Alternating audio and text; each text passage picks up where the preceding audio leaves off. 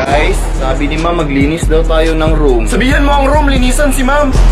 Lilinis ng room, marurumihan din naman. Eh di wag ka nang huminga, total mamamatay ka rin naman. Guys, ayusin nyo muna yung area nyo bago kayo umalis. Sana all inayos muna bago umalis. 2 beses ko na lang linisan ngayon para hindi ko na linisan bukas. Ang talino mo talaga. Ako rin.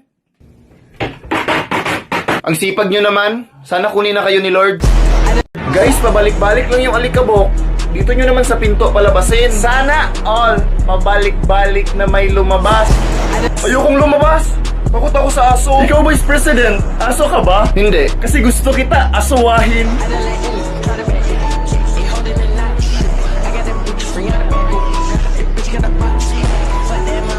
Ikaw aso ka ba? Bakit? Baka kasing may rabies. Guys, bilisan nyo dyan para matapos na tayo agad. Sana all pinilisan para matapos agad. Guys, sabi ni ma'am mag-meeting daw tayo para sa Christmas party. Sabihan mo ang meeting, i-party si ma'am. Excited na akong makatanggap ng regalo na hindi ko ma-appreciate. Dapat nga magpasalamat ka dahil may mga taong hindi nakakatanggap ng regalo. Eh, di bigay mo sa kanila.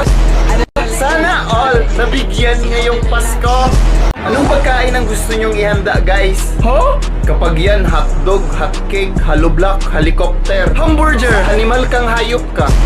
Ako na sa soft drinks. Ako na sasabaw sa kantin. Ako na sa dinuguan.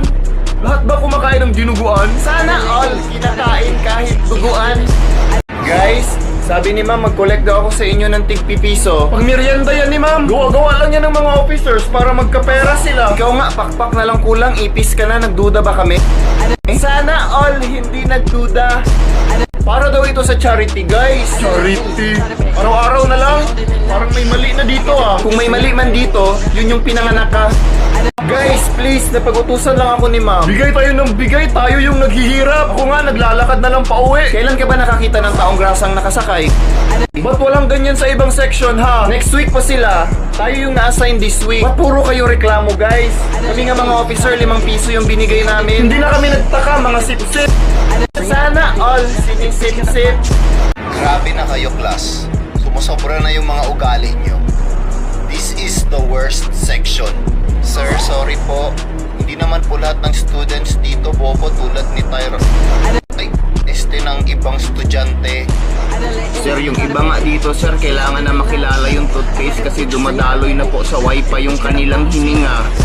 At least hindi naka-on yung filter at nakataas yung brightness para hindi halata yung mga libag-libag sa leeg kapag naka-on ang kamera.